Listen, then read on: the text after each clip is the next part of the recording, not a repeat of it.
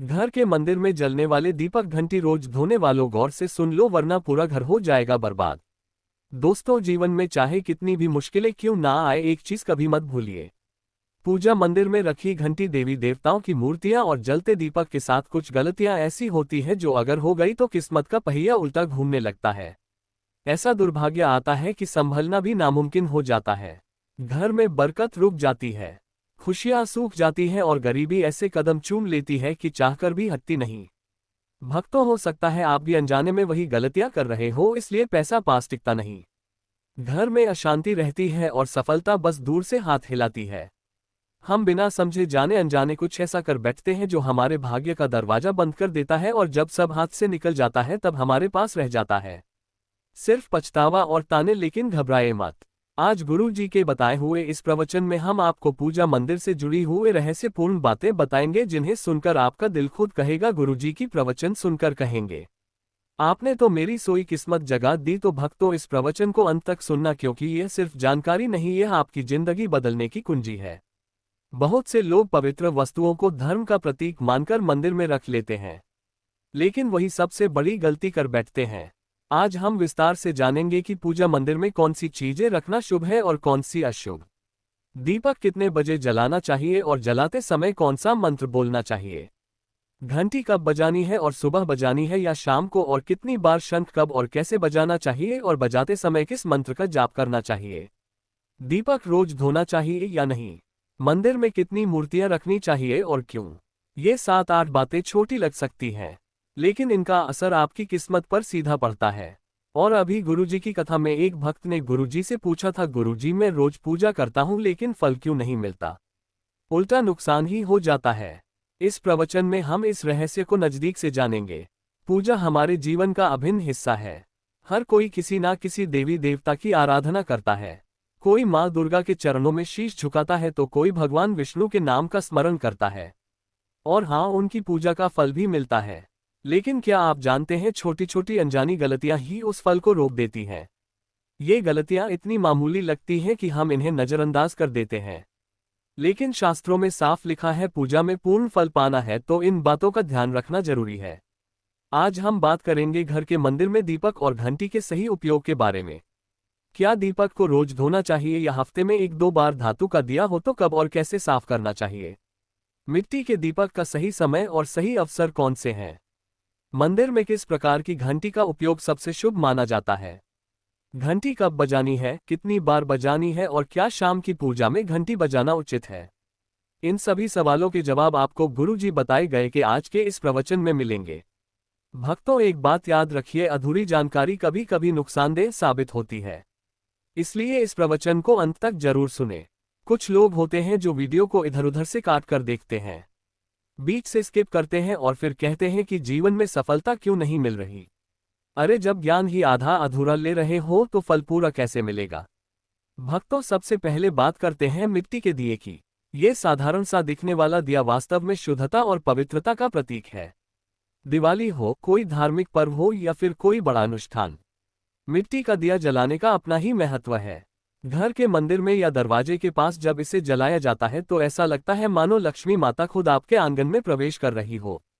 लेकिन भक्तों, ध्यान दीजिए, जब ये दिया मंदिर में रखा जाता है तो इसके नियम बदल जाते हैं। मिट्टी का दिया एक बार जलाने के बाद दोबारा मंदिर में नहीं रखना चाहिए। हर बार नया मिट्टी का दिया ही उपयोग करना शुभ माना गया है। ऐसा करने से वास्तु दोष दूर रहता है और घर में बरकत बनी रहती है।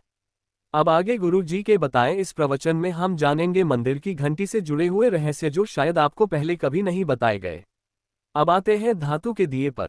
आपने देखा होगा कि लोग पीतल या तांबे के दिए इस्तेमाल करते हैं। ये न केवल सुंदर होते हैं बल्कि इनका धार्मिक महत्व भी अत्यंत गहरा है। लेकिन भक्तों, इन्हें सिर्फ जलाना काफी नहीं है, इनकी शुद्धि भी उतनी ही जरूरी है। इन्हें रोज धोकर खासकर गंगाजल से साफ करना चाहिए। गंगाजल से धोने पर दिया पवित्र हो जाता है और घर में सकारात्मक ऊर्जा चारों ओर फैल जाती है। अगर आप हफ्ते में केवल 1-2 बार इन्हें साफ करते हैं तो ये पूरी तरह से शुद्ध नहीं हो पाते, इसलिए इसे अपनी रोजाना की आदत बना ले। और अब आते हैं घर के मंदिर की घंटी पर। पीतल की घंटी की ध्वनि ऐसी होती है जो वातावरण की नकारात्मक ऊर्जा को तुरंत दूर कर देती है और सकारात्मकता का प्रवाह बढ़ा देती है।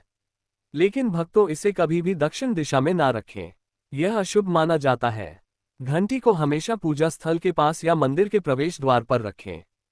सबसे शुभ घंटी वह होती है जिस पर गरुड़ की नक्काशी हो। इसे गरुड़ घंटी कहते हैं और इसे अत्यंत पवित्र व फलदायक माना गया है। अब सवाल आता है, घंटी कितनी बार बजानी चाहिए? भोग लगाते समय घंटी को 5 बार बजाएं। ऐसा करने से भगवान भोग को जल्दी स्वीकार करते हैं।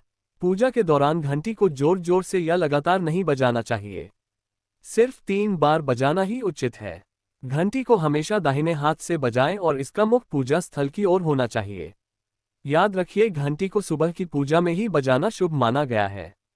शाम की पूजा में घंटी बजाने से बचना चाहिए क्योंकि शास्त्रों में इसे उचित नहीं माना गया है।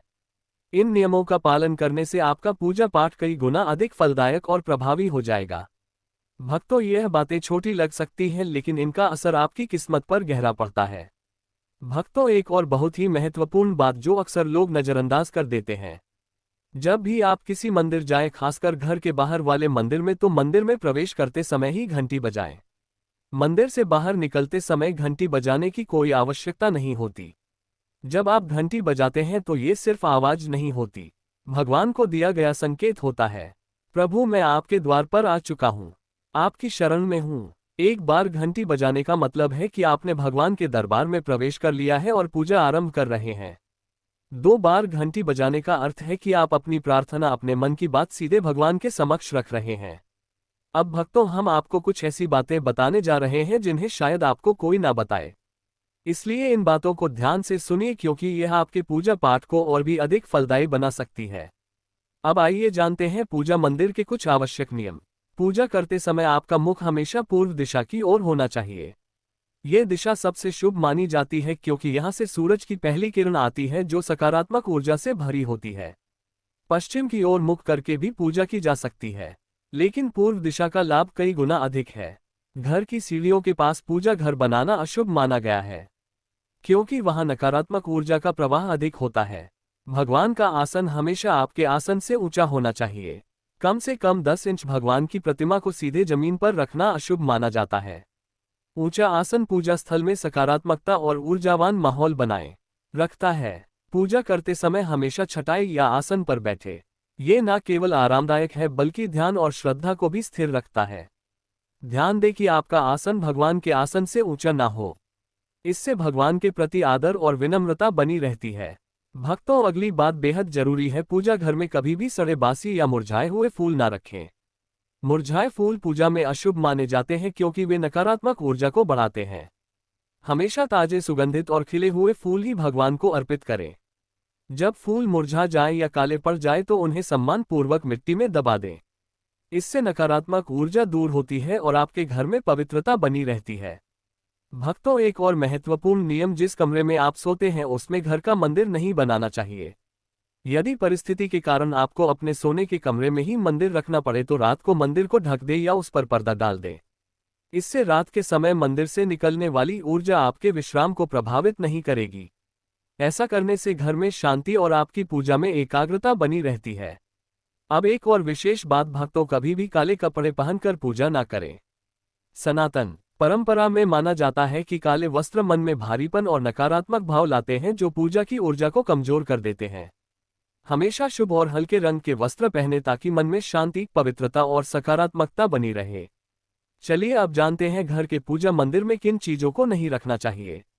भक्तों, किसी भी देवी देवता की एक ही तस्वीर या मूर्ति रखें।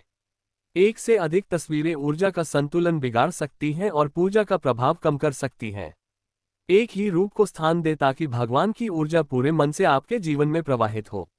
घर में शिवलिंग रखना अत्यंत पवित्र माना जाता है, लेकिन इसे सही दिशा में रखें। हमेशा उत्तर या पूर्व दिशा में रखें और स्वच्छ स्थान पर ही स्थापना करें। इसे शोरगुल या गंदे स्थान पर कभी ना रखें। भगवान की टूटी हुई मूर्तियां या फटी तस्वीरें पूजा स्थान से तुरंत हटा दें। टूटी मूर्ति पवित्रता को कम करती है और सकारात्मक ऊर्जा के प्रवाह में बाधा डालती है। इसे शास्त्र सम्मत तरीके से त्याग दें। शंकर भगवान की कृपा का प्रतीक है। गोमती चक्र से घर में समृद्धि आती है और जल से वातावरण शुद्ध होता है। जल को रोज बदलें और इन पवित्र वस्तुओं को हमेशा साफ रखें। रोज पूजा स्थल की सफाई करें। गंदगी से नकारात्मक ऊर्जा आती है और ध्यान भंग होता है। स्थान को सुंदर, सुव्यवस्थित और सुगंधित रखें ताकि मन सहज रूप से भगवान में लग सके। भक्तों, अब आइए जाने कि हमारे घर के पूजा मंदिर से जुड़े कुछ ऐसे नियम जिन्हें मानना बेहद जरूरी है। सबसे पहले, पूजा स्थान हमेशा घर के शांत और पवित्र कोने में होना चाहिए और अगर वह उत्तर पूर्व दिशा में हो तो सबसे उत्तम है। यह दिशा घर में सकारात्मक ऊर्जा का संचार करती है और आपकी पूजा को और प्रभावशाली बनाती है। ध्यान रहे, पूजा स्थल कभी बेडरूम या रसोई के पास ना हो। ये स्थान दैनिक कार्य और हलचल से भरे होते हैं, जहां नकारात्मक ऊर्जा भी पनप सकती है। मंदिर के आसपास का वातावरण हमेशा साफ सुथरा और सुव्यवस्थित रखें ताकि आपका मन पूजा में एकाग्र हो सके। भक्तों, अब बात करते हैं दीपक और उनसे जुड़े महत्वपूर्ण नियमों की। दीपक जलाना सिर्फ एक परंपरा नहीं बल्कि यह भगवान के आशीर्वाद और कृपा का प्रकाश है जो आपके घर और जीवन में उजाला भर देता है। दीपक को हमेशा भगवान की मूर्ति के सामने रखें ताकि उसकी रोशनी सीधे भगवान तक पहुंचे और आपके पूजा स्थल को पवित्रता से भर दे। याद रहे, टूटा हुआ दीपक कभी ना जलाएं और पूजा के समय एक साथ दो दीपक, खासकर तिल और घी के, भी ना जलाएं क्योंकि दोनों की ऊर्जा अलग होती है और गलत तरीके से जलाने से पूजा की शक्ति कम हो सकती है। वास्तु के अनुसार घी का दीपक बाएं ओर और तेल का दीपक दाएं ओर रखना शुभ होता है, लेकिन ध्यान रहे दीपक कभी भी पश्चिम दिशा में ना रखें। दीपक के लिए उत्तर या पूर्व दिशा सबसे अच्छी मानी जाती है। साथ ही बत्ती का मुंह भी हमेशा इन दिशाओं की ओर होना चाहिए ताकि सकारात्मक ऊर्जा का प्रवाह और अधिक बढ़ सके। घी के दीपक में रुई की बत्ती और तेल के दीपक में लाल मौली की बत्ती का प्रयोग करें। रुई की बत्ती से प्रकाश स्थिर और शुद्ध होता है, जबकि लाल मौली वाले बत्ती से वातावरण में शुभ ऊर्जा का संचार होता है। नवरात्रि या विशेष अवसरों पर मां दुर्गा और मां लक्ष्मी के सामने गोल बत्ती का दीपक न जलाएं क्योंकि इसे अशुभ माना जाता है। और एक नियम और याद रखें, घी का दीपक जलाने के तुरंत बाद तेल का दीपक ना जलाएं। इनके बीच थोड़ा अंतर रखें ताकि वातावरण में संतुलन और पवित्रता बनी रहे। इन छोटे छोटे नियमों का पालन न सिर्फ आपके घर में शांति और समृद्धि बनाए रखेगा बल्कि आपकी पूजा को भी अधिक फलदायी बना देगा। भक्तों, अब छठवीं बात ध्यान से सुनिए। दीपक हमेशा उसी समय जलाना चाहिए जब भगवान जाग रहे हो, जैसे सुबह के शांत और पवित्र समय में जब पहली किरणें धरती को छूती हैं। उस समय पूजा करते हुए दीपक जलाएं। फिर शाम को आरती के समय जब दिन की थकान ढल रही हो और वातावरण शांत हो रहा हो, उस समय का दीपक वातावरण को और भी पवित्र कर देता है। ये दोनों समय सिर्फ पूजा के लिए ही नहीं बल्कि ध्यान और आत्मिक ऊर्जा को महसूस करने के लिए भी सर्वश्रेष्ठ होते हैं। इन पलों में दीपक जलाने से घर में सकारात्मक ऊर्जा का प्रवाह बढ़ता है और आपका मन भी निर्मल होता है। सातवीं बात, भक्तों, दीपक जलाना केवल धार्मिक नियम नहीं है, वास्तुशास्त्र और ज्योतिष शास्त्र में भी इसका गहरा महत्व बताया गया है। दीपक जलाने से न केवल घर में सकारात्मक ऊर्जा का संचार होता है बल्कि यह हमारे जीवन के 7 चक्रों को संतुलित करता है। यह नकारात्मकता को दूर करके वातावरण को शुद्ध करता है और आपके मन को शांति प्रदान करता है। दीपक की हल्की स्थिर लो मानो भगवान का आशीर्वाद आपके जीवन को रोशन कर रही हो। इसीलिए भक्तों, जब भी आप दीपक जलाएं, ऊपर बताए गए सभी नियमों का पालन जरूर करें। यही नियम आपके जीवन में भगवान की कृपा को स्थायी बनाएंगे और घर में सकारात्मकता का प्रवाह निरंतर बनाए रखेंगे। दोस्तों, इसी के साथ आज का सत्संग समाप्त होता है। राधे राधे।